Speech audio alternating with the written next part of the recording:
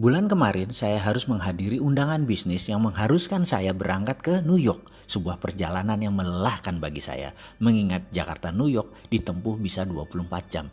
Dan saya malas membayangkan duduk dalam pesawat selama 24 jam tersebut. Gara-gara perjalanan tersebut saya jadi keinget pertemuan terakhir dengan senior saya di kampus dulu yang bekerja di New York University sebelum pindah ke Yale University di tahun 2003, yaitu Profesor John Barr. Di mana saya waktu itu diundang sebagai salah satu respondents, salah satu riset yang dia lakukan. Sebagai seorang guru besar psikologi, di sana John dikenal dengan sebuah eksperimen yang bernama Barr-Holloway Theory. Karyanya demikian terkenal dan saya sangat bangga menjadi juniornya yang dipercaya untuk ikut di salah satu riset tersebut. Karyanya itu juga ditulis oleh Malcolm Gladwell dalam buku Blink sehingga menjadi terkenal ke seluruh dunia. Risetnya ini sederhana, yaitu menguji kekuatan kata-kata yang berefek pada tubuh manusia. Dalam riset Barr, dia bereksperimen terhadap 40 mahasiswa yang telah bersedia melakukan hal yang diperintahkannya untuk mengulang dan berkata-kata pada diri sendiri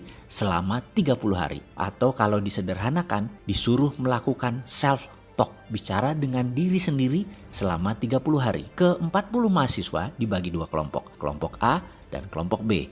Kelompok A adalah kelompok yang selama 30 hari selalu bangun dan aktif setiap saat harus berkata pada diri sendiri hal-hal yang baik, yang positif, yang menyenangkan. Misalnya, hidup ini indah, hidup ini enak, cuaca menyenangkan, rezeki lancar, selalu sehat, Tuhan baik, pemerintah benar, kerja gampang, sehat, lucu, asik, apapun kata-katanya yang berkonotasi fun, positif, diucapkan berulang-ulang dalam hati selama 30 hari selama sadar. Kelompok B setiap hari mengatakan hal-hal yang negatif, yang sulit, yang tidak menyenangkan. Misalnya, Tuhan jahat, memang nasib susah, kerjaan sulit, zaman gila, pemerintah korup, bangsa bejat, sialan, brengsek, cari kerja susah, jalan macet, sampah di mana-mana, pemimpin tolol, malas, semua hal yang memberi kesan marah, bete, galau, semua dikatakan berulang-ulang selama 30 hari selama sadar, kecuali tidur. Di hari ke-30, mereka diperintahkan untuk datang ke kampus antara jam 10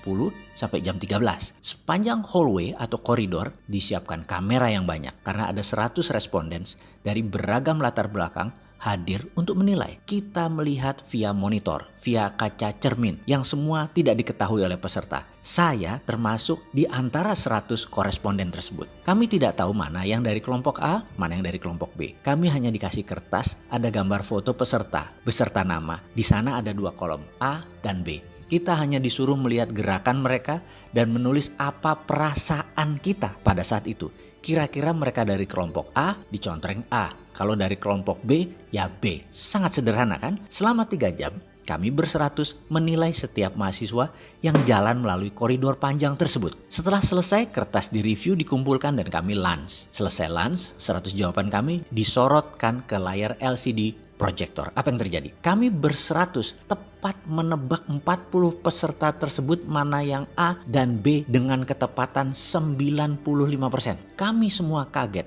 Namun kalau dipikir-pikir, ekspresi atau aura atau citra diri mereka demikian jelas terbaca, cetok. Kekumuhan pancaran wajah peserta demikian jelas tergambar. Padahal ia pada saat itu menggunakan 3-piece suit yang rapih, jas 3 lapis, sangat perlente. Kesuraman terpancar walaupun dia pakaian rapih. Dan dia dari kelompok B. Di sisi lain, pancaran gloomy atau berkilau wajahnya berbinar dari salah seorang peserta walau dia hanya mengenakan jeans dan kaos oblong. Demikian jelas terlihat sehingga mudah mengkonfirm bahwa dia dari kelompok A. Melihat ketepatan tersebut, banyak respondens bertanya apa yang terjadi. Termasuk saya sangat antusias. John menjelaskan dengan sederhana. Katanya demikian, manusia itu memiliki 1 triliun sel. Setiap hari mati kira-kira 30 miliar sel. Sehingga di hari ke-30 manusia itu berbeda dengan sel 30 hari yang lalu. Note, catatan aslinya sel itu adalah billion nano jumlahnya. Kita lanjut lagi. Dalam 30 hari, sel yang mati tersebut diganti atau tumbuh sel baru. Pada saat sel baru itu bertumbuh, sel tersebut netral sifatnya. Kita manusia bisa menulis apapun di sel ini dengan pikiran dan kata-kata. Maka kalau dalam 30 hari hari kita mengatakan hal-hal negatif berulang-ulang tanpa jeda, membuat tubuh kita, sel baru kita bereaksi sesuai apa database yang dituliskan, sehingga orang tersebut kumuh, butek, suram, tidak menyenangkan, dan lain sebagainya. Di sisi lain, kalau selama 30 hari ditulis database positif, hasilnya ya positif, wajahnya berbinar, kulitnya terang, ceria, auranya menyenangkan, kita menjadi ingin dekat dengan orang tersebut.